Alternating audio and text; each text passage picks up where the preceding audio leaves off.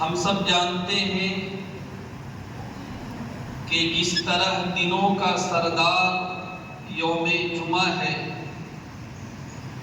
راتوں میں سب سے بابرکت اور مبارک رات لیلۃ القدر ہے، اسی طرح مہینوں میں سب سے بابرکت مہینہ پورے مہینے کے اعتبار سے رمضان کا مہینہ ہے۔ قرآن و حدیث میں بے شمار اس کے فضائل بیان کیے گئے۔ اللہ کے نبی صلی اللہ علیہ وسلم نے ایک موقع پر فرمایا کہ رمضان میں 30 دن ہوتے ہیں اور یہ 30 دن گویا کہ 3 عشرہ ہے، جس کا پہلا عشرہ رحمت ہے اور درمیانی عشرہ مغفرت ہے اور آخری عشرہ جہنم سے خلاصی کا ہے۔ 2 عشرے گزر چکے اور یہ تیسرا عشرہ گزر رہا ہے۔ رمضان بھر میں جو باتیں آپ کے سامنے کی گئی، اس میں نے اس بات کی کوشش کی کہ حضور پاک صلی اللہ علیہ وسلم، ازواج مطہرات، صحابہ کرام اور بزرگان دین کا رمضان کیسا گزرتا تھا، اس کی کچھ جھلک میں آپ کے سامنے رکھوں۔ اب ہمیں یہ دیکھنا ہے کہ رمضان کے اخیر عشرے میں حضور کی کیفیت کیا ہوتی تھی، اور رمضان کے اخیر عشرے میں حضور کی کیفیت دیکھنے سے پہلے ہمیں یہ بھی غور کرنا ہوگا کہ پورے سال حضور کا معمول کیا ہوتا تھا۔ تو سچی بات یہ ہے کہ حضور پاک صلی اللہ علیہ وسلم کا پورے سال کا معمول راتوں میں ایسی عبادت کا ہوتا تھا کہ جو لوگ آپ کے ارد گرد رہتے تھے وہ آپ کے اوپر ترس کھانے لگتے تھے۔ عبادت میں اتنی کثرت اور عبادت میں اتنی شدت، بعض صحابہ کرام جب حضور کی عبادت کی کثرت کو دیکھتے تو وہ کہتے، اے اللہ کے رسول، آپ اپنے آپ کو اتنا کیوں تھکاتے؟ آپ اپنے آپ کو اتنی مشقت میں کیوں ڈالتے؟ کیا ایسا نہیں ہے کہ اللہ تعالیٰ نے آپ کے اگلے پچھلے تمام گناہوں کو معاف کر دیا ہے؟ اللہ کے نبی اس کے جواب میں فرمایا کرتے تھے، افلا اکون عبدا شکورا، کہ اللہ نے میرے ساتھ جو انعامات کی بارش کی ہے، کیا میں اس کے مقابلے میں اللہ کا شکر گزار بندہ نہ بنوں؟ حضور کی عام دنوں کی جو رات کی عبادت تھی، صحابہ کرام نے اسے بیان کیا ہے، احادیث کی کتابوں میں وہ مذکور ہے۔ ایک موقع پر اللہ کے رسول مسجد نبوی میں رات کے وقت نماز پڑھ رہے تھے۔ یہ میں عام دنوں کی بات کر رہا ہوں۔ ایک صحابی کا گزر ہوا، انہوں نے دیکھا کہ اللہ کے رسول نماز پڑھ رہے ہیں، کیوں نہ حضور کی ابتدا میں بھی نیت باندھی۔ انہوں نے نیت باندھی، حضور سورہ بقرہ پڑھ رہے تھے، وہ پیچھے کھڑے رہے اور من ہی من میں یہ سوچتے رہے کہ جب سورہ بقرہ مکمل ہوگی تو حضور رکوع فرمائیں گے۔ حضور نے سورہ بقرہ مکمل کی اور سورہ آل عمران شروع کر دیا۔ سورہ آل عمران جب شروع کیا تو اسے بھی سنتے رہے، لیکن دل ہی دل میں یہ کہتے رہے کہ اب تو حضور رکوع فرمائیں گے۔ لیکن سورہ آل عمران بھی مکمل ہو گئی اور سورہ نساء شروع ہو گئی۔ ان کے دل میں یہ بات آئی کہ حضور کی اتباع ناممکن۔ یہ تھا حضور کا انداز عام دنوں میں۔ حضرت عائشہ رضی اللہ عنہا جو حضور کی زوجہ مطہرہ ہیں، وہ فرماتی ہیں کہ اللہ کے رسول رات کے قیام میں اتنی دیر کھڑے رہتے تھے کہ آپ کے پاؤں پھول جاتے تھے، آپ کے پاؤں میں ورم آ جاتا تھا۔ اور جب اللہ کی محبت میں حضور کے آنکھوں سے مے برستی تھی، جب آنسو گرتے تھے، تو چونکہ کمرہ بڑا چھوٹا تھا، وہیں پہ حضرت عائشہ آرام فرما رہی ہوتی تھی۔ وہ کہتی تھی مجھے کبھی کبھی شبہ ہونے لگتا تھا کہ کہیں بارش تو نہیں ہو رہی ہے۔ یہ ہے میرے بزرگوں حضور کی عام دنوں کی راتیں، اور یہی حال صحابہ کرام کا تھا۔ قرآن نے اس کی گواہی دی کہ تتجافى جنوبهم عن المضاجع يدعون ربهم خوفا وطمعا، ان کے پہلو بستر سے الگ ہوتے ہیں، وہ اللہ کے ڈر اور اللہ سے امید، اس کیفیت میں اللہ سے وہ مانگ رہے ہوتے۔ كانوا قليلا من الليل ما يهجعون، رات کے بہت کم حصے میں وہ آرام کرتے ہیں۔ وَبِالْأَسْحَارِ هُمْ يَسْتَغْفِرُونَ، اور جب رات ڈھل چکی ہوتی ہے، جب فجر کا وقت شروع ہونے والا ہوتا ہے، سحر کا وقت ہوتا ہے، وہ اللہ کے سامنے توبہ اور استغفار میں لگ جاتے ہیں۔ یہ ہے میرے بزرگوں حضور اور صحابہ کرام کے عام دن کی راتیں۔ آج اللہ معاف کرے، عام دنوں کی تو خیر بات چھوڑیے، اور پورے رمضان کی بھی بات چھوڑیے، رمضان کے آخر عشرے کی طاق راتوں میں اگر ہم نے خدا نخواستہ آدھا رات یا اس سے زیادہ جاگ لیا، تو اس کی تلافی میں جو ہم فجر کے بعد شروع کرتے ہیں، وہ عصر کے وقت ہی ہم کو گھر میں اٹھایا جاتا ہے۔ گھر کے لوگ بھی کہتے ہیں کہ بچہ رات بھر جاگا ہے، اس کو آج۔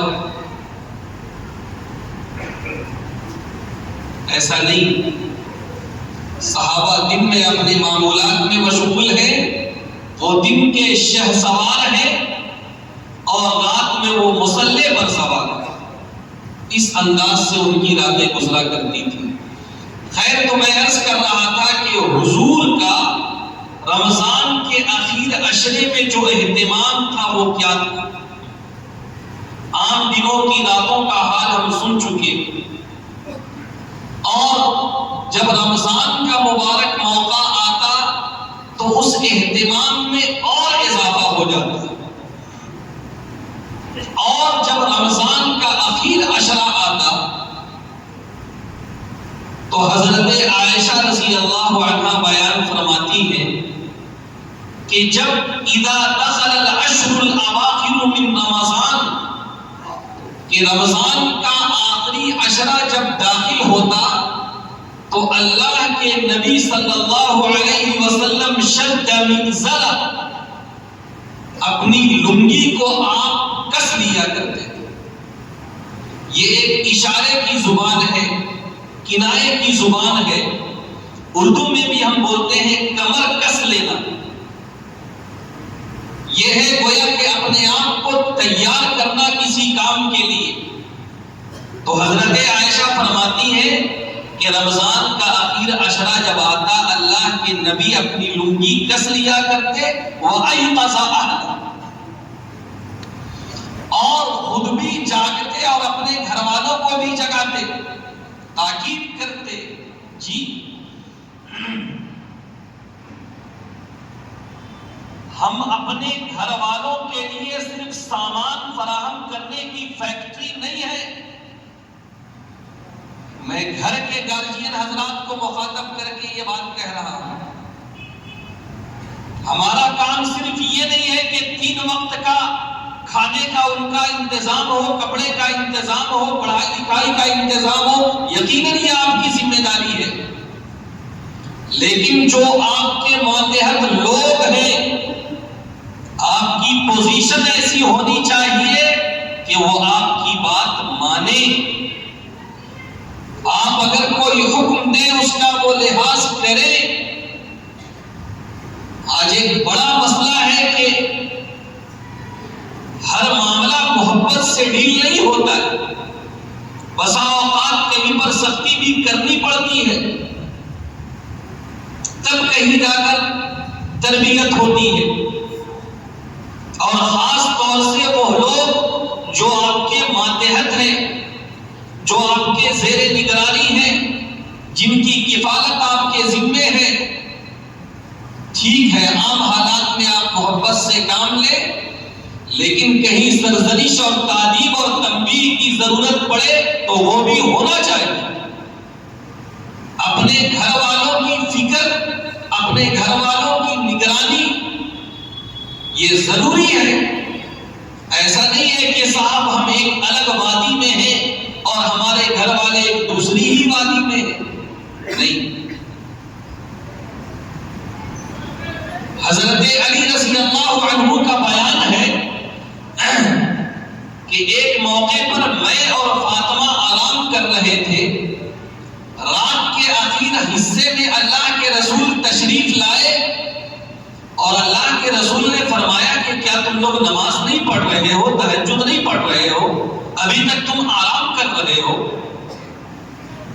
یہ کیا ہے؟ یہ اپنے گھر والوں کی نگرانی، اپنے گھر والوں کی تربیت، اپنے گھر والوں کی خیر خبر کہ دینی اعتبار سے وہ کس پوزیشن میں ہے، اور اگر کہیں پر کمی یا کوتاہی ہے تو انہیں ان کوتاہیوں سے دور رکھنے کی کوشش کی جائے اور راہ راست پر لانے کی کوشش کی جائے۔ تو میرے بزرگوں، حضرت عائشہ کا بیان ہے کہ جب رمضان کا اخیر عشرہ آتا تو اللہ کے رسول کی یہ کیفیت ہوتی تھی کہ خود بھی عبادت کا خوب زیادہ اہتمام کرتے تھے اور اپنے گھر والوں کو بھی تاکید کرتے تھے۔ ہمیں اس بات کی کوشش کرنا ہے کہ رمضان کا یہ اخیر عشرہ گزر رہا ہے، ہم خود بھی ذاتی اعتبار سے جو ایام بچ گئے ہیں، جو لمحات بچ گئے ہیں، اس کی قدر کی کوشش کریں اور اپنے گھر والوں کو بھی اس کا پابند بنائیں۔ میرے بزرگوں، یوں تو رمضان کا ہر لمحہ بڑا قیمتی ہے، لیکن رمضان کا جو اخیر عشرہ ہے، اس اخیر عشرے کی جو ایک رات ہے وہ بڑی عظیم الشان رات ہے، اور قربان جائے اللہ کے رسول پر۔ یوں تو وہ رات کب ہوتی ہے یہ کسی کو پتا نہیں ہے، یہ اللہ کی طرف سے ایک انتظام ہے، اللہ جب چاہے اس رات کو برپا کر دے۔ لیکن آپ قربان جائیے حضور پاک صلی اللہ علیہ وسلم پر، حدیثوں میں یہ بات آئی ہے کہ ابتدائی مرحلے میں جب روزے فرض ہوئے تو اللہ کے رسول نے رمضان کے پہلے عشرے کا اعتکاف کیا اور صحابہ کی ایک بڑی تعداد نے آپ کے ساتھ اعتکاف کیا۔ پھر دوسرا عشرہ آیا، آپ نے اس میں بھی اعتکاف کیا اور صحابہ کی ایک بڑی تعداد نے آپ کے ساتھ اعتکاف کیا۔ جب 20 دن گزر گئے تو آپ نے اپنے خیمے سے منہ نکال کر صحابہ کو مخاطب کر کے کہا کہ دیکھو، میں شب قدر کی تلاش میں رمضان کا اعتکاف کر رہا تھا، لیکن یہ شروع کے 20 دن میں مجھے شب قدر نہیں ملی، اس لیے میں نے اخیر عشرے میں بھی اعتکاف کی نیت کر لی ہے، لہٰذا تم میں سے جو بھی اعتکاف کی نیت کرنا چاہے میرے ساتھ نیت کر لے۔ پھر آپ نے آخری عشرے عشرے کا بھی اعتکاف کیا، گویا کہ پورے مہینے کا اعتکاف کیا۔ کیوں کیا؟ کہ شب قدر مل جائے۔ یہ تو ایک پہلو ہے، لیکن اس کا دوسرا پہلو یہ بھی ہے کہ میری امت کے ہر فرد کے اندر یہ طاقت نہیں ہوگی، اس کے مشاغل ہوں گے کہ وہ پورے رمضان کا اعتکاف کرے، لہذا میں اعتکاف کر کے یہ دیکھ لیتا ہوں کہ رمضان کے کس عشرے میں شب قدر ہوتی ہے اور اسے میں امت کو بتا دوں گا تاکہ میری امت کے لیے سہولت ہو جائے۔ تو رمضان کے ابتدائی ایام میں جب رمضان کے روزے فرض ہوئے، اللہ کے رسول نے پورے مہینے کا اعتکاف کیا اور اس کے بعد کے ایام میں ہمیشہ آپ نے آخری عشرے کا اعتکاف کیا۔ اللہ کے رسول کا یہ عمل بھی بتا رہا ہے کہ شب قدر جو ہوتی ہے وہ آخری عشرے میں ہوتی ہے، اور احادیثی کی روشنی میں یہ بات ہے کہ اس اخیر عشرے کی بھی جو طاعت راتیں ہیں، 21ویں، 23ویں، 25ویں، 27ویں، 29ویں، ان طاعت راتوں میں شب قدر کا زیادہ احتمال ہوتا ہے، بلکہ اور آسان کر دیا ہمارے بزرگان دین نے، اللہ والوں نے کہا کہ ان 5 میں بھی 23 اور 27 میں زیادہ امکان ہوتا ہے۔ تو میرے بزرگوں 2 راتیں تو گزر گئی، ابھی 3 راتیں ہمارے ہاتھ میں ہیں، بلکہ اللہ ہم سب کو توفیق دے، یہ بقیہ کے 6-7 دن ہیں، اگر ہم ان راتوں کو عبادت میں گزار لیں تو ہمارا کوئی بڑا نقصان نہیں ہوگا، لیکن ایک بہت بڑا فائدہ ہمارے ہاتھ میں آ جائے گا، اور وہ کیا ہے؟ شب قدر۔ آپ اس رات کی اہمیت کا اندازہ اس بات سے لگائیں کہ اللہ نے قرآن پاک کی باقاعدہ ایک سورت اس کی اہمیت کے تعلق سے نازل فرمائی، اور اس سورت کا نام بھی یہی ہے، موضوع بھی یہی ہے۔ اس کا جو پس منظر ہے ہم لوگوں نے احادیث میں سنا ہوگا۔ اللہ کے رسول نے ایک موقع پر پرانی قوموں کا تذکرہ کیا اور فرمایا کہ بعض لوگ ایسے گزرے ہیں جنہوں نے 1000 سال عبادت کی، پلک جھپکنے کے برابر بھی اللہ کی نافرمانی نہیں کی۔ صحابہ کو بڑا رشک ہوا کہ اللہ کے رسول، کل قیامت کے دن ہم تو ان کا مقابلہ نہیں کر پائیں گے، ہماری عمر 60 سال 70 سال۔ فوراً اللہ کی طرف سے انتظام ہوا کہ محمد عربی اپنی امت سے کہہ دو کہ ٹھیک ہے تمہاری عمریں 60 70 80 سال کے درمیان میں ہیں، لیکن اللہ نے تمہارے لیے یہ انتظام کیا ہے کہ تم ایک رات عبادت کرو، وہ 1000 مہینوں کی عبادت سے بہتر ہے۔ اب بتائیں اس سے زیادہ آفر اور کیا ہو سکتا ہے کہ آپ ایک رات عبادت کریں اور آپ کو 83 سال عبادت کا ثواب ملے، آپ کو 1000 مہینوں سے زیادہ عبادت کا ثواب ملے۔ اس لیے میرے بزرگوں، ہمیں اس بات کی کوشش کرنا ہے کہ جو ایام رہ گئے ہیں ان ایام میں ہم راتوں کو جاگیں، شب قدر کی تلاش کریں۔ اللہ کے نبی صحابہ سے فرمایا کرتے تھے التمسوها، اسے تلاش کرو۔ اور ہم سب جانتے ہیں کہ اسی اخیر عشرے میں لوگ اعتکاف میں بیٹھتے ہیں، یقیناً اعتکاف کے بہت سارے مقاصد، لیکن اس کا ایک اہم مقصد یہ بھی ہے کہ شب قدر کا ملنا آسان ہو جائے۔ اب درمیان میں جملہ معترضہ کے طور پر مجھے ایک بات کہنا پڑ رہا ہے کہ اعتکاف میں جو حضرات بیٹھے ہیں وہ حضرات بھی اعتکاف کے مسائل کو سامنے رکھیں، اعتکاف کے فضائل کو سامنے رکھیں، اور کون لوگ اعتکاف میں بیٹھ رہے ہیں یہ بھی تھوڑا دیکھا جائے۔ مجھے پتا چلا کہ بعض جگہوں پر انتہائی ناسمجھ بچوں کو بھی اعتکاف میں بٹھا دیا گیا ہے۔ مسئلہ سن لیں، وہ ناسمجھ بچے جن کو اعتکاف کا معنی مطلب پتہ نہیں، جو بس یہ کر رہے ہیں کہ دوستوں کا ایک گروپ چلو اعتکاف میں بیٹھتے ہیں، اور دن بھر صاحب ہلڑ کر رہے ہیں، پریشان کر رہے ہیں نمازیوں کو۔ علماء نے لکھا ہے کہ ایسے بچوں کو اعتکاف میں بیٹھنا اور بٹھانا ناجائز ہے۔ اس لیے کہیں پر اگر ایسا ہو رہا ہے تو وہاں کے جو ذمہ دار حضرات ہیں وہ اس کی فکر کریں، یا تو انہیں سمجھا بجھا دیا جائے، اور اگر نہیں سمجھتے ہیں انہیں بڑی محبت سے گھر بھیج دیا جائے۔ اس لیے کہ یہ مسجد ہے، عبادت کی جگہ ہے، یہ کھیل تماشے کی جگہ نہیں ہے، اور جو عبادت بھی ہم کر رہے ہیں اس کی پوری ایک ترکیب ہے۔ خیر، تو میں عرض کر رہا تھا کہ اعتکاف کا بھی جو بنیادی مقصد ہے وہ شب قدر کی تلاش ہے۔ اللہ کرے اللہ ہمیں اس کی توفیق سے نوازے کہ ہم بقیہ کے جو دن ہیں اس میں ہم عبادت کا اہتمام کرنے والے بنے۔ میرے بزرگوں، رمضان کے مبارک ایام میں ایک اور عبادت جو ہم اہتمام سے کرتے ہیں وہ ہے ادائیگی زکوٰۃ۔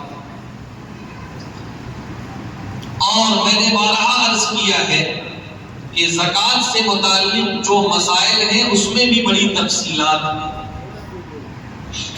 وہ ایک دن کا موضوع نہیں ہے، لیکن بہرحال سب سے پہلی بات تو ہمارے ذہن میں یہ رہے کہ زکوٰۃ اسلام کے بنیادی ارکان میں سے۔ اللہ ہم سب کو توفیق دے، ہم نمازوں کا اہتمام کر لیتے ہیں، ہم روزوں کا اہتمام کر لیتے ہیں، ہم تسبیح اور تلاوت کا اہتمام کر لیتے ہیں، لیکن کبھی کبھی یہ دیکھنے میں آتا ہے کہ جس اہتمام کے ساتھ ہمیں زکوٰۃ نکالنا چاہیے اس میں ہم کوتاہی کرتے ہیں۔ کبھی کبھی لوگ ڈر سے مسئلے میں نہیں پوچھتے ہیں کہ کہیں زیادہ خرچ کرنا پڑ جائے۔ نہیں میرے بزرگ، ہم اپنے مال اور اپنی جائیداد کی تفصیلات علماء کے سامنے رکھیں اور ان سے پوچھیں کہ ہمارا جو مال ہے، ہماری جو جائیداد ہے، اس کی یہ کیفیت ہے، اس میں کتنی زکوٰۃ ہے۔ اگر آج ہم اس کا اہتمام نہیں کریں گے تو اللہ نہ کرے کہ کل قیامت کے دن ہم عذاب میں گرفتار ہو جائیں، اس لیے کہ زکوٰۃ نہ دینے والوں کو جو عذاب ملے گا اس کا ذکر قرآن پاک میں فرمایا گیا کہ جو مال ہم جمع کر کر کے رکھتے ہیں ان اموال کو جمع کیا جائے گا، جہنم کی آگ میں اسے تپایا جائے گا، اور جب وہ گرم ہو جائے گا اس کے بعد ہماری پیشانیوں، ہمارے کولوں، ہمارے پیٹھ میں اس سے داغا جائے گا اور کہا جائے گا کہ یہ لو تمہارا سونا اور یہ لو تمہاری چاندی۔ اس لیے میرے بزرگوں، مسائل معلوم کر کے ہمیں یہ بھی دیکھنا ہے کہ ہمارے اوپر کتنی زکوٰۃ واجب ہوتی ہے۔ سب سے پہلی اور بنیادی بات یہ ہے کہ ہمارے پاس جو ضرورت اصلیہ کی چیزیں ہوتی ہیں، بیسک ضرورت ہوتی ہیں، اس پر کوئی زکوٰۃ نہیں۔ میں ہمیشہ ان مسائل کو دہراتا ہوں۔ گھر چاہے جتنا قیمتی ہو اس پہ کوئی زکوٰۃ نہیں۔ گھر کا ساز و سامان چاہے جتنا قیمتی ہو اس پر کوئی زکوٰۃ نہیں۔ روزانہ یا کبھی کبھار استعمال ہونے والے کپڑے چاہے جتنی قیمتی ہو اس پر کوئی زکوٰۃ نہیں۔ وہ سواری جسے ہم استعمال کر رہے ہیں، روزانہ استعمال کریں یا کبھی کبھار استعمال کریں، اگر وہ ہمارے استعمال میں ہے تو اس پر کوئی زکات نہیں ہے. یہ ہے ہماری بیسک ضرورت. بیسک ضرورت کے علاوہ اگر ہم نصاب کے بقدر مال کے مالک ہیں تو ہمارے اوپر زکات فرض ہے. اب نصاب کہتے کس کو ہے؟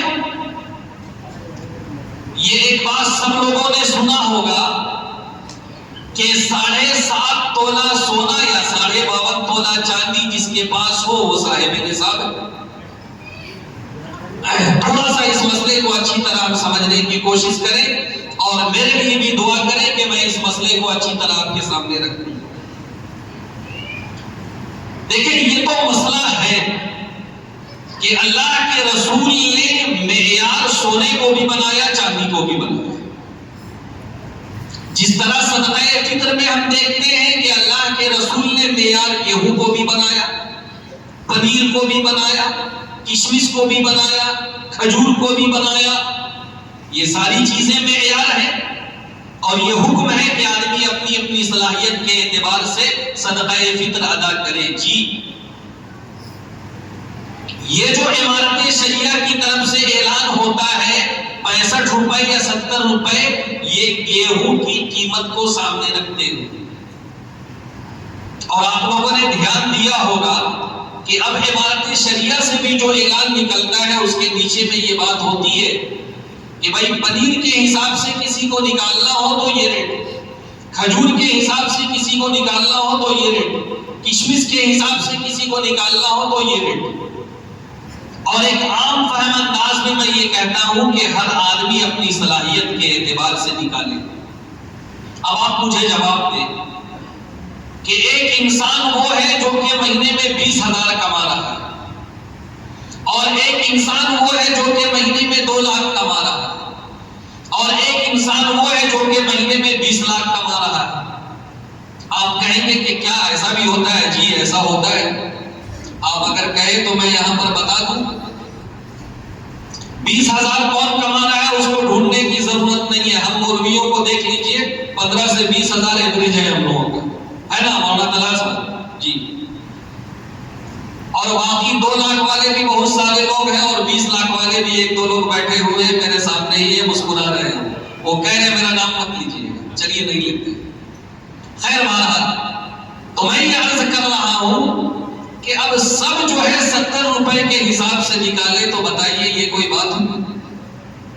اس لیے اللہ نے جن کو صلاحیت سے نوازا ہے وہ کوشش کرے کہ دیگر جو معیار ہے اس کے حساب سے وہ صدقہ فطر نکالے. خیر تو میں عرض کر رہا تھا زکوٰۃ کا نصاب. زکوٰۃ کے نصاب کے بارے میں سونے کا جو نصاب ہے وہ ہے 7.5 تولہ.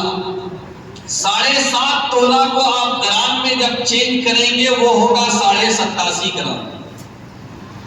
اور چاندی میں ہے 52.5 تولہ. 52.5 تولہ کو جب آپ گرام میں کنورٹ کریں گے وہ ہوگی 612 گرام چاندی. اب دونوں میں جو ڈفرینسز ہے اس کو آپ دیکھیے.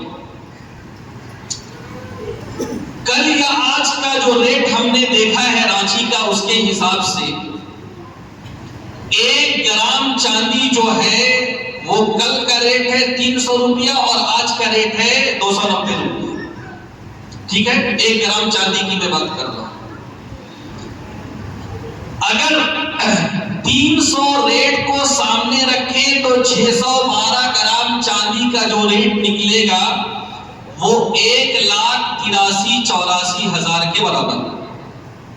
اور اگر 290 کو سامنے رکھیں تو وہ آئے گا 1,78,000 یا کچھ آئے گا.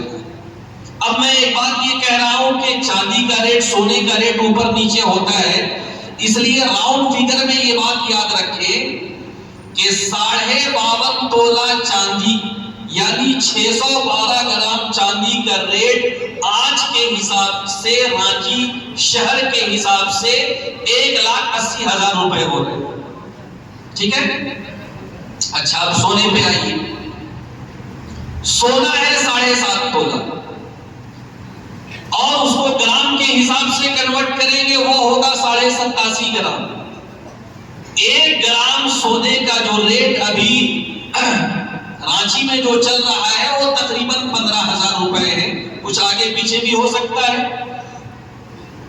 اب 15,000 روپے کے حساب سے آپ 87.5 گرام سونے کا ریٹ جب نکالیں گے وہ 13 لاکھ کچھ ہوتا ہے۔ یاد رکھنے کے لیے راؤنڈ فگر میں ہم 13 لاکھ کو یاد رکھیں۔ اب آپ بتائیں کہ ایک طرف نصاب بن رہا ہے 1,80,000 اور دوسری طرف بن رہا ہے 13 لاکھ۔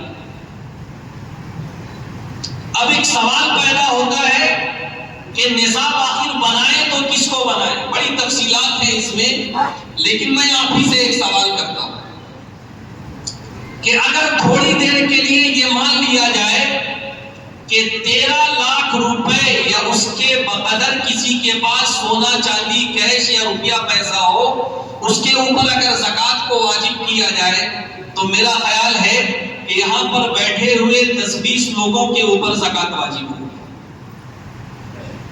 اور اگر یہ طے کیا جائے کہ چاندی کا جو نصاب ہے وہ اس کو معیار اگر بنایا جائے تو میرا خیال یہ ہے کہ تقریباً یہاں پر بیٹھے ہوئے 70-80 لوگوں کے اوپر زکوٰۃ فرض ہوگی، ہم جیسے مولویوں پر بھی فرض ہو جائے۔ اب آپ یہ بتائیں کہ اگر صرف 10 لوگ زکوٰۃ نکالیں گے تو سماج اور سوسائٹی کے فقراء کا زیادہ فائدہ ہوگا، یا 80-90 لوگ زکوٰۃ نکالیں گے تو سماج اور سوسائٹی کے فقراء کا زیادہ فائدہ ہوگا؟ آپ بھی جواب میں کہیں گے کہ جب زیادہ سے زیادہ لوگ زکوٰۃ نکالیں گے تو ہمارے سماج اور سوسائٹی کے فقراء کا زیادہ سے زیادہ فائدہ ہوگا۔ اسی لیے علماء نے یہ فرمایا کہ اس نصاب کو سامنے رکھا جائے جو نصاب انفع للفقراء ہو، فقراء کے لیے زیادہ بینیفیشیل اور زیادہ نفع بخش ہو۔ نتیجے کے طور پر یہی بات آتی ہے کہ چاندی کا جو نصاب ہے اس کو مقرر کیا جانا انفع للفقراء ہے۔ اس لیے یہی مان کے چلے کہ چاندی کا نصاب ہی نصاب زکوٰۃ ہے، اور آج کے زمانے کے حساب سے، آج کے دن کے حساب سے اگر کسی کے پاس 1,80,000 کی مالیت کا کچھ بھی ہے تو اس کے اوپر زکوٰۃ فرض ہے۔ بات سمجھ میں آ رہی ہے؟ اچھا، اب جو ہے کبھی کبھی لوگ پوچھتے ہیں میرے پاس اتنا سونا ہے، اتنی چاندی ہے، یہ ہے وہ ہے۔ دیکھیں عام طور سے ہوتا کیا ہے کہ ہر آدمی کے پاس کچھ سونا ہوتا ہے، کچھ چاندی ہوتی ہے، کچھ پیسے ہوتے ہیں۔ نارمل کنڈیشن تو یہی ہے نا، نارمل کنڈیشن سونا ہی سونا ہو، کسی کے پاس چاندی اور کیش نہ ہو، یہ بہت ریئر ہوتا ہے۔ بھئی کوئی سونار بھی ہے تو وہ چاندی کا بھی تو سامان رکھتا ہے، کیش بھی کچھ نہ کچھ اس کے پاس ضرور ہوگا۔ تو جو ریئر مسئلہ ہے اس کو کنارے رکھیں۔ نارملی جو ہوتا ہے وہ کیا ہے، سونا کچھ ہوتا ہے، چاندی کچھ ہوتی ہے اور کچھ کیش میں ہوتا ہے۔ کیسے ہم زکوٰۃ نکالتے ہیں؟ ایسا نہیں ہوتا ہے کہ زیور توڑ کے ہم زکوٰۃ دے رہے ہیں، چاندی کا پائل توڑ کر ہم زکوٰۃ دے رہے ہیں، یہ غلطی کیجیے گا بھی مت۔ ہاں، گھر میں جو زیورات ہیں اس کا کوئی حصہ توڑ تاڑ کے اگر آپ نے زکوٰۃ دینا شروع کر دیا تو پھر گڑبڑ ہو جائے گا، وہ کبھی نہیں کرنا ہے۔ یعنی گڑبڑ گھریلو انتظام کے حساب سے ہوگا۔ جیسے آپ نے زیور توڑا، آپ کی محترمہ کا مطالبہ ہوگا کہ اس سے بہتر والا ہم کو جھمکا لا کے دیجیے، تو یہ جھیلن آپ کے اوپر ہو جائے گا۔ اس لیے نارملی کیا ہوتا ہے کہ ہم کیش میں زکوٰۃ ادا کرتے ہیں۔ کیش میں زکوٰۃ جب ادا کرنی ہو، ایک آسان طریقہ یہ ہے کہ جتنا بھی سونا آپ کے پاس ہے آج کے ریٹ کے حساب سے اس کی قیمت نکالیں، جتنی بھی چاندی آپ کے پاس ہے آج کے ریٹ کے حساب سے اس کی قیمت نکالیں، جو بھی کیش آپ کے پاس ہے اس کو اس میں جوڑیں، جو بھی مالیت آ رہی ہے اس کا 2.5% آپ نکال دیں۔ 1 لاکھ ہے 2,500 نکال دیں، 2 لاکھ ہو رہا ہے 5,000 نکال دیں، 3 لاکھ ہو رہا ہے 7,500 نکال دیں، 4 لاکھ ہو رہا ہے 10,000 نکال دیں. اسی طرح 2.5% آپ زکوٰۃ نکالتے چلے گئے. میں نے شروع میں عرض کیا کہ زکوٰۃ کا جو موضوع ہے بڑا تفصیلی موضوع ہے، میں موٹی موٹی باتیں عرض کر رہا ہوں. زکوٰۃ کا وجوب جو ہوتا ہے کن مالوں میں ہوتا ہے؟ سونا اگر ہے اس پر زکوٰۃ واجب ہے، چاندی اگر ہے اس پر زکوٰۃ واجب ہے، کیش اگر ہمارے پاس کچھ ہے اس پر بھی زکوٰۃ واجب ہے. اس لیے کہ ہم سب جانتے ہیں کہ کسی بھی ملک کی جو کرنسی ہوتی ہے وہ تو کاغذ کا ایک ٹکڑا ہے، لیکن اس کے بیک گراؤنڈ میں سونا ہی ہوتا ہے عمومی طور پر. اس لیے وہ کاغذ کا ایک ٹکڑا مت سمجھیے، یہ سمجھیے کہ وہ سونا ہے. تو جس طرح سونے پر زکوٰۃ اسی طرح کیش میں بھی زکوٰۃ. اسی طرح کھیتی باڑی کے مسائل بھی ہوتے ہیں، اس میں بھی زکوٰۃ ہوتی ہے، جانوروں کی بھی زکوٰۃ ہوتی ہے. لیکن ہم لوگوں کا معاملہ یہ ہے کہ کھیتی باڑی بھی بہت کم ہم لوگ کرتے ہیں، جانور بھی اتنی بڑی تعداد میں ہم نہیں پالتے ہیں. لہٰذا یہ بات یاد رکھیں کہ ہمارے پاس اگر سونا ہے، چاندی ہے، کیش میں اگر کچھ ہے تو ہم دیکھیں کہ اگر وہ 1,80,000 یا اس سے زیادہ کا ہے اس کے اوپر زکوٰۃ واجب ہے. اسی طرح ایک اہم چیز کہ ہمارے پاس جو مال تجارت ہے، مال تجارت، اس ورڈ کو یاد رکھیں، اس مال تجارت پر بھی زکوٰۃ واجب ہے. ابھی جیسے میں نے کہا کہ گھر انسان کی بنیادی ضرورت ہے، ہاں یہ عام لوگوں کے لیے، لیکن کوئی اگر گھر کا کاروبار کرتا ہے تو وہ گھر چونکہ اس کے لیے مال تجارت ہے. میری بات کو اچھی طرح سمجھیں. جو بلڈرز حضرات ہیں، ریئل اسٹیٹ کا کام کرنے والے، وہ اس کو سمجھیں کہ گھر آپ نے جو بنایا ہے، فلیٹس آپ نے جو بنایا ہے، وہ آپ کے لیے مال تجارت ہے. لہذا زکوٰۃ کے حساب کتاب میں اس کو سامنے رکھنا ضروری ہے. ابھی میں نے کہا کہ 4 ویلر ہو تو 2 ویلر ہو، کچھ بھی ہو، وہ آپ کی سواری ہے، اس پہ کوئی زکوٰۃ نہیں ہے. لیکن کوئی آدمی اگر ان گاڑیوں کا کاروبار کرتا ہو، کسی کی سائیکل کی دکان ہو، کسی کی 2 ویلر کی دکان ہو، کسی کی 4 ویلر کی شو روم ہو، تو اب یہ تمام چیزیں چونکہ ان کے حق میں مال تجارت ہے، اس لیے اس مال تجارت میں بھی زکوٰۃ فرض ہے. اور جس دن آپ زکوٰۃ کا حساب کریں تو آپ یہ دیکھیں کہ آپ کی دکان میں کتنی مالیت کا سامان موجود ہے. جتنی مالیت کا سامان موجود ہوگا اس کا 2.5% آپ کو زکوٰۃ میں نکالنا ہوگا. جی بات سمجھ میں آ رہی ہے؟ ہاں، مال تجارت. لیکن تھوڑا سا اس میں اور بھی تفصیل ہے. کوئی چیز مال تجارت بنتی کب ہے؟ کوئی چیز مال تجارت اس وقت بنتی ہے جبکہ ہم اسے خریدیں. کیا مطلب؟ اگر کسی نے کوئی سامان ہم کو دیا، ہدیہ کیا، گفٹ کیا، وہ مال تجارت نہیں. کوئی سامان یا کوئی چیز یا کوئی بھی جائیداد ہمیں وراثت میں مل گئی، وہ مال تجارت نہیں. مال تجارت کی ڈیفینیشن میں وہ چیز آتی ہے کہ جس کو آپ نے باقاعدہ خریدا ہو. ایک بات. دوسری بات ہے بیچنے کی نیت سے خریدا ہو. اس کو بیچنے کی نیت سے خریدا ہو.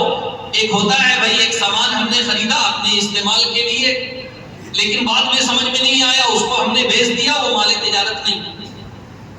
سامان ہم نے خریدا ہو اور بیچنے کی نیت سے خریدا ہو، اور جس وقت ہم زکوٰۃ ادا کر رہے ہو بیچنے کی نیت برقرار ہو. اب مان کے چلے کوئی ایک سامان ہم خریدتے ہیں، بیچنے کی نیت سے خریدتے ہیں، لیکن بعد میں ارادہ تبدیل ہو جاتا ہے کہ نہیں اسے میں ہی رکھ لوں گا، تو وہ سامان تجارت نہیں. خیر، تو میں نے عرض کیا کہ سامان تجارت میں، سونا اور چاندی میں اور اس طرح کے جو دیگر اموال ہیں، اگر وہ نصاب کو پہنچ رہے ہیں تو اس کے اوپر زکوٰۃ کی ادائیگی واجب ہے۔ زکوٰۃ کا مال ہم کن لوگوں کو دیں، یہ بھی ایک بہت اہم موضوع ہے۔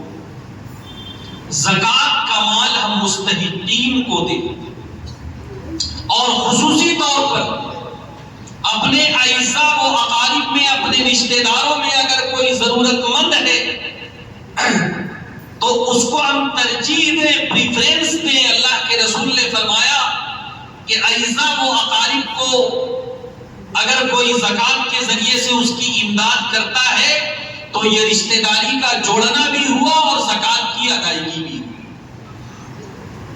ہاں، لیکن کچھ مسائل اس میں یاد رکھیں کہ ہر رشتہ دار کو زکوٰۃ نہیں دیا جا سکتا ہے۔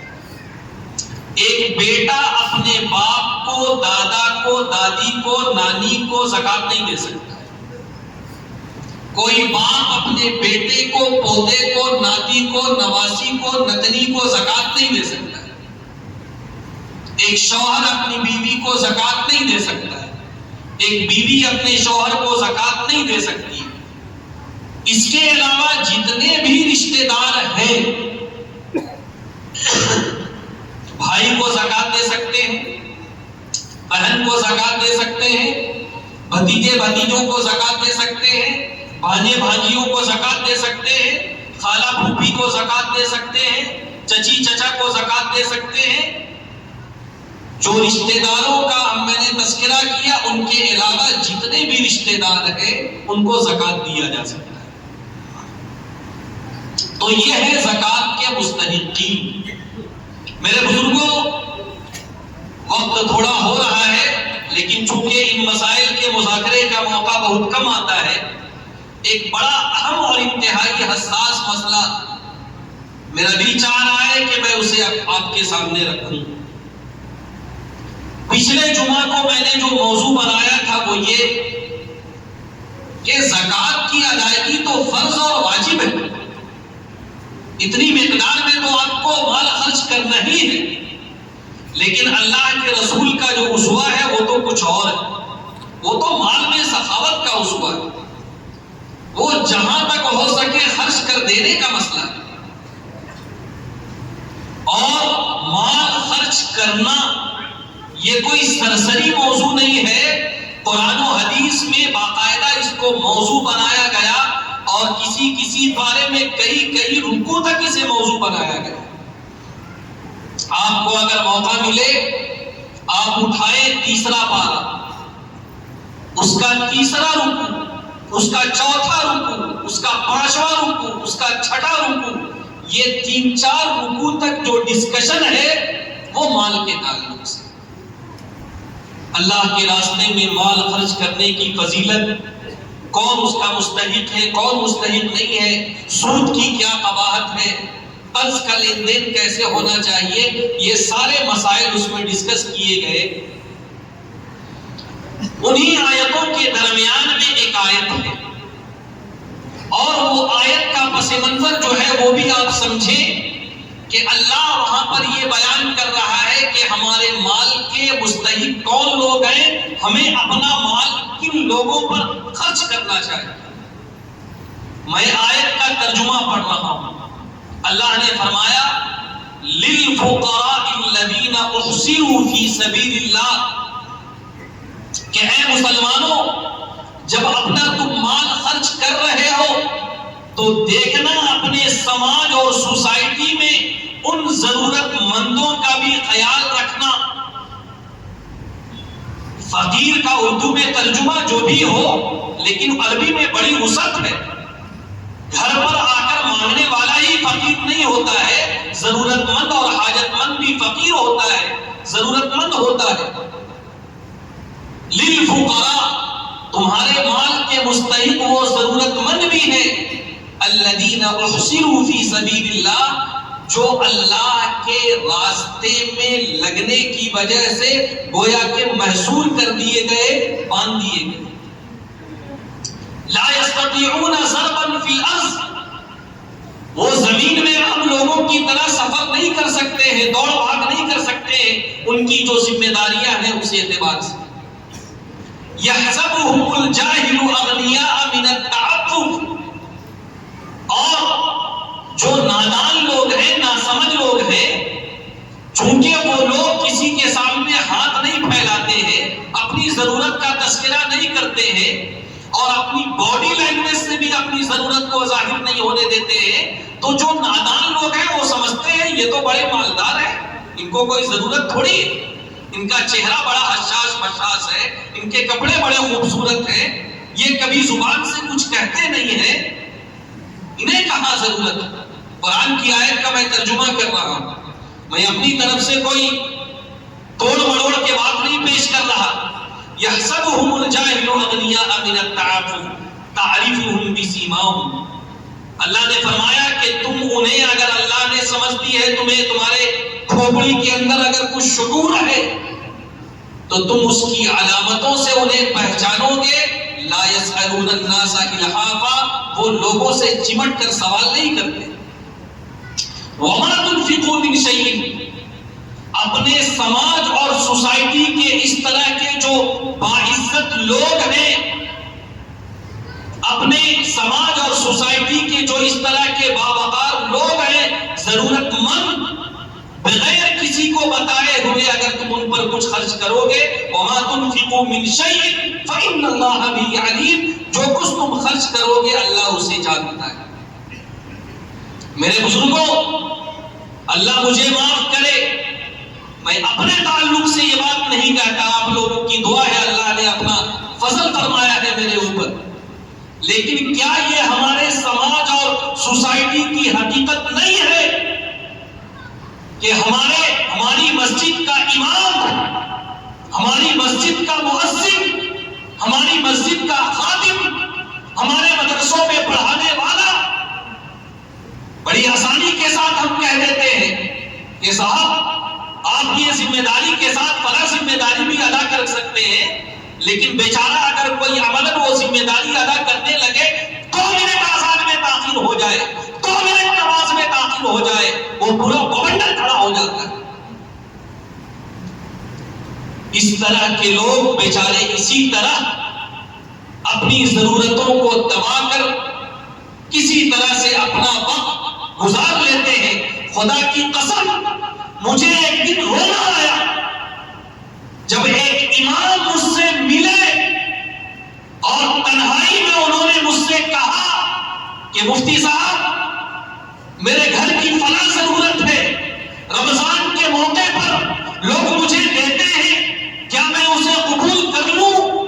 مجھے تو مسئلہ بتانا تھا، لیکن میرا دل کھل گیا کہ ایک انسان جو پوری زندگی کسی مسجد میں امامت کرے، ایک انسان جو پوری زندگی کسی مسجد میں مؤذن کا کام کرے، خدمت کا کام کرے، کسی مدرسے میں پڑھائے، کوئی دین کا کام کرے، اور اسے اپنی بنیادی ضرورت کے لیے صدقہ فطرہ وصول کرنا پڑے۔ میرے بزرگوں، اجتماعی طور پر ہمیں اپنے اندر یہ احساس پیدا کرنا ہوگا۔ آج سچی بات یہ ہے، میں پھر عرض کرتا ہوں کہ خدا نہ خواستہ میں یہ بات اپنے لیے نہیں کہہ رہا، لیکن جو سماج کی حقیقت ہے، جو ہمارے معاشرے میں چل رہا ہے، تو میں آپ کے سامنے رکھ رہا ہوں۔ میں یہ نہیں کہتا کہ ہر مدرسے سے فارغ کا آپ ٹھیکہ لے لیں، لیکن آپ کے محلے کی مسجد میں، آپ کے سامنے جو مدرسہ ہے وہاں پر خدمت کرنے والے لوگ اگر اس طرح کے ضرورت مند ہیں، آپ ان کا ضرور خیال رکھیں۔ ان کے گھر میں شادی بیاہ کا مسئلہ ہو، آپ تنہائی میں جا کے ان سے ملے۔ ان کے گھر میں کوئی بیمار ہو، آپ تنہائی میں جا کے ان سے ملے۔ آج ہمیں یہ حقیقت دل تھام کر تسلیم کرنا چاہیے کہ ہم نے اپنے دینی رہنما کو، ہم نے اپنے دینی پیشوا کو جس طرح ذلیل کیا ہے، خدا کی قسم کوئی دوسری قوم اپنے دینی پیشوا کو اتنا ذلیل نہیں کرتی۔ آج یہ ہماری کمی ہے، زکوٰۃ کا کوئی نظام نہیں ہے، بیچارے مدارس کے لوگ رمضان شروع نہیں ہوتا ہے بھیڑ لگ جاتی ہے. کیا ان کے بچے نہیں ہیں؟ کیا ان کو شوق نہیں ہوتا ہے اپنے بچوں کے ساتھ روزہ رکھنے کا، اپنے بچوں کے ساتھ افطار کرنے کا، اپنے بچوں کے ساتھ عید کی تیاری کرنے کا؟ لیکن ہمارا کوئی نظام نہیں ہے. اپنی ساری قربانیوں کے بعد جب یہ ہمارے دکان میں آتے ہیں، ہمارے گھر میں آتے ہیں، اس وقت بھی ہمارا لب و لہجہ صحیح نہیں ہوتا ہے. لوگوں یاد رکھو، یہ ہمارے محسن ہیں، یہ ٹھیک ہے، ہو سکتا ہے دو چار لوگ فراڈ کر رہے ہو، لیکن یہ ہمارے محسن ہیں. ہمیں رمضان میں آ کر یاد دلاتے ہیں کہ ہمارے اوپر زکوٰۃ فرض ہے، چھوڑو اللہ کے راستے میں خرچ کرو، یہ ہمیں یاد دلاتے. میرے بزرگوں، یہ وہ حقائق ہیں جس پر ہمیں غور کرنا چاہیے. ہم ہندوستانی مسلمان کا نام مسلمان نہیں ہے. آپ دنیا میں دوسری جگہ جا کر دیکھیں، ان لوگوں نے اپنے یہاں کیا نظام بنا کر رکھا ہے، اور جو اچھی چیز ہے اسے فالو کرنے کی ضرورت ہے. بہرحال یہ ایک حقیقت تھی جس کو بیان کرنے میں تھوڑا میں جذباتی ہو گیا، لیکن ہمیں اس مسئلے میں بڑی سنجیدگی سے غور کرنے کی ضرورت ہے. اور میں صرف یہ علماء کے تعلق سے نہیں کہتا، ہمارے محلے میں بعض بیوائیں ایسی ہوتی ہیں، بعض ضرورت مند ایسے ہوتے ہیں، وہ کبھی کسی کے گھر نہیں جاتے. ہمیں معلوم کرنا چاہیے، تلاش کرنا چاہیے، اور ایسے لوگوں کی مدد کرنی چاہیے. اللہ ہمیں اس کی توفیق سے نوازے. آمین. وآخر دعوانا ان الحمد للہ رب العالمین. 2 منٹ